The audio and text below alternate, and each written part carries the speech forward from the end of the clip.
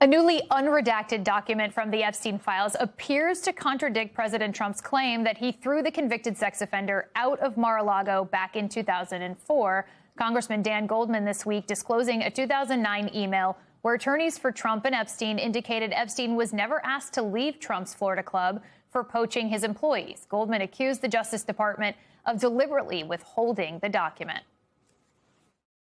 This document here was redacted to the public.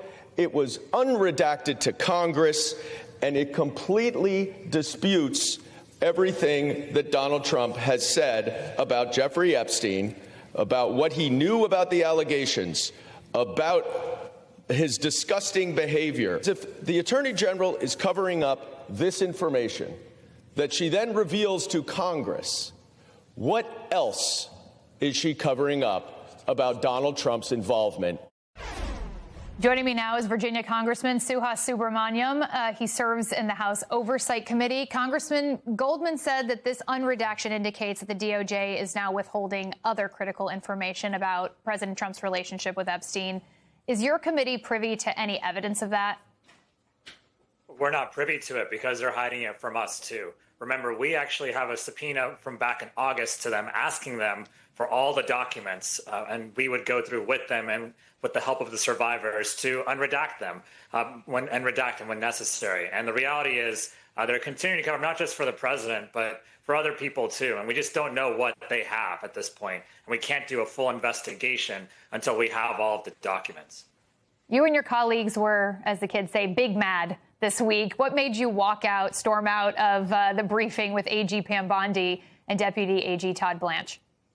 Well, last week, a Republican, Nancy Mace, actually made a motion to have Pam Bondi subpoenaed and deposed before our committee. And so, Democrats and some Republicans got together and successfully voted for that. Pam Bondi then says she's going to give us a briefing on the Epstein files. But what happened is it turned into a hearing, but a closed-door hearing with no transcript, with her not under oath and her continuing to avoid questions from us because she doesn't want to be briefed. She doesn't want to be subpoenaed. She doesn't want to be deposed under oath because she may purge herself because she has been inconsistent through this entire case. The reality is she has a lot to hide still. She doesn't want to answer tough questions from us under oath. And as you allude to, Democrats are now pushing to enforce a subpoena for Pam Bondi to testify under oath. She's not agreed to that. So what happens next? Well, what happened with the Clintons is that they were actually held in criminal contempt. And so if we're going to be consistent, then we're going to follow our rules and we're going to hold her in contempt as well if she doesn't show up for her deposition. We've already sent her the subpoena. She knows the date. She knows the time. And so she can continue to try to avoid that. But what is she trying to hide? Why won't she come to us? Why won't she answer these questions? That's what we really want to know. But certainly I'm going to push for criminal proceedings against her if she continues to hide.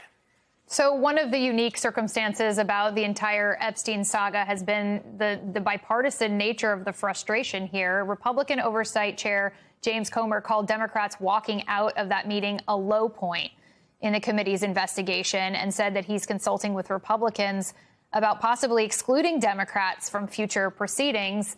Are you concerned that Republicans may attempt to slow walk enforcing Bondi's subpoena and they're just frustrated with Democrats are going to try to cut you out of the process? I mean, this has been a really tough situation for Republicans because even their own Republican constituents are angry about how President Trump and many Republicans have handled this. So they can continue to try to cut us out of this investigation.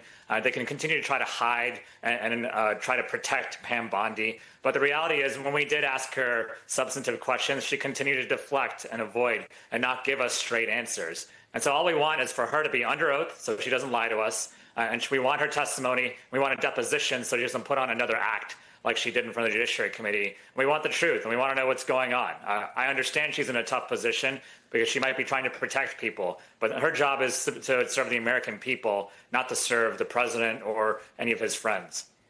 So on Thursday, Darren Indyke, Epstein's longtime lawyer and co-executor of his estate, told the Oversight Committee he had no knowledge whatsoever of Epstein's crimes. Indyke said that he stayed on as Epstein's lawyer after his 2008 conviction because he believed it was a one-time mistake. Do you find his account of those events credible? How is the committee going to be determining whether Epstein's legal financial associates helped aid and abet his crimes. I find those statements really hard to believe. Endyke and his accountant, Khan, we've talked to them now over the past couple of weeks. These are the people that put the infrastructure around Epstein for him to be able to commit these crimes and make a lot of money, too, and use women for his business purposes, underage girls for his business purposes. And so I have a really hard time thinking that they knew nothing about what Epstein was doing or knew nothing about Epstein's crimes. What I will say is we've learned a lot over the past couple of weeks about how Epstein sort of built his empire, where some of his accounts were. We have new questions for new people as well. We're going to continue this investigation. And if Republicans want to cut us out of it, we will do our own investigating. We're not going to stop. Congressman Suhas Subramaniam, thank you so much for joining us. Thank you.